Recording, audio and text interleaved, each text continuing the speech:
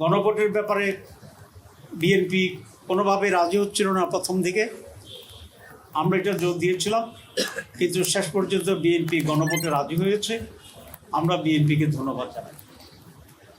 এখন তারপরেও তারা একটা জটিলতা তৈরি করার চেষ্টা করছে, সেটা হচ্ছে গণভোট এবং জাতীয় নির্বাচন একদিনই হইতে হবে।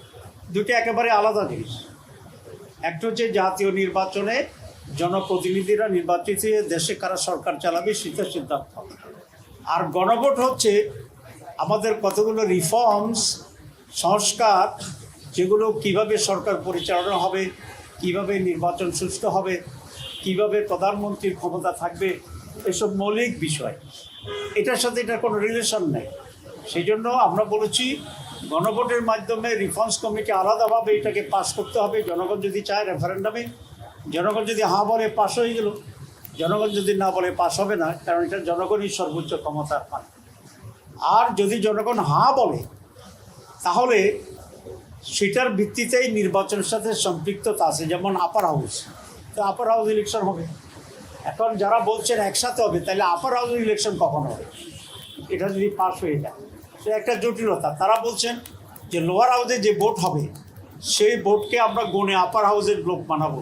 তো আপার হাউসে তো ভোটে হইল না, আপনি এক ভোট দিয়ে আরেকটা স্টেজে আপনি কীভাবে করবেন? এটা আইনগত বৈধ নয়। কেউ যদি এটা চ্যালেঞ্জ করে এটা বাতিল হয়ে যাবে। এটা হচ্ছে আপনার বাচ্চা হওয়ার আগেই নাম রেখে দেওয়ার অবস্থা, ছেলের নামে আপনি জানেন না, ঠিক আছে? তো ততক্ষণ পর্যন্ত তো আপনার আপার হাউস হইলই না ভোট পর্যন্ত, তো আপনি কাকে ভোট দেবেন আপার হাউস?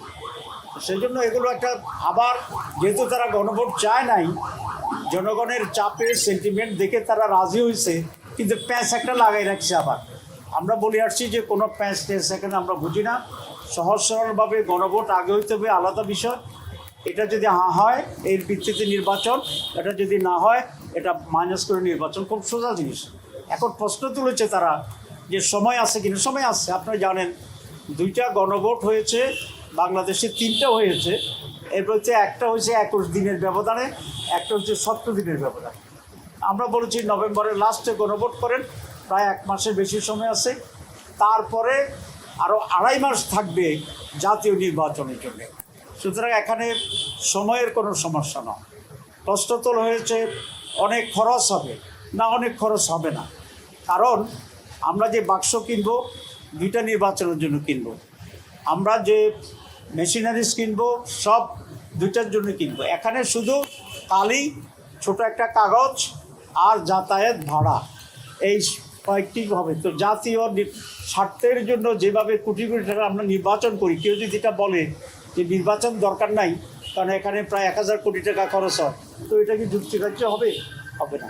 তো দেশের কল্যাণের জন্যে কিছু টাকা খরচ করে একটি সুষ্ঠুতার সাথে যদি আমরা জাতীয় নির্বাচনে যেতে পারি, তাহলে এটা সবচেয়ে উত্তম। মানুষ বুঝলো যে সে কৃষির উপর ভোট দিচ্ছে, কোনটা রিফর্মস হলো, কোনটা হলো না।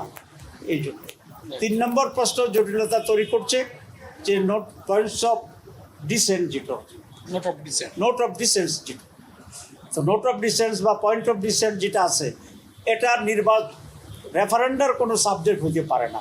যেমন আমরা 31টি দল আলোচনা করেছি, 29টি আমরা একমত হয়েছি, সেটাই তো সিদ্ধান্ত হয়েছে। 2 দল বলছে আমরা মানি না, তাহলে সিদ্ধান্ত তো হয়েছে একটা, আপনার সিদ্ধান্তের সাথে দ্বিমত, এটাই তো নোট অফ ডিসেন্ট। তো যেটার সিদ্ধান্ত এটার উপরে রেফারেন্ডাম হবে। একটা দল মানি না, 2টা দল মানি না, এটার উপর তো রেফারেন্ডাম হতে পারে না। তাহলে 31টা দলের 31টা নোট অফ ডিসেন্ট আছে, তো সেগুলো কি ওইভাবে হবে? সেটা হতে পারে না। সুতরাং এগুলো একটা জটিলতা তৈরির একটা প্রক্রিয়া। আমরা খুব সহজ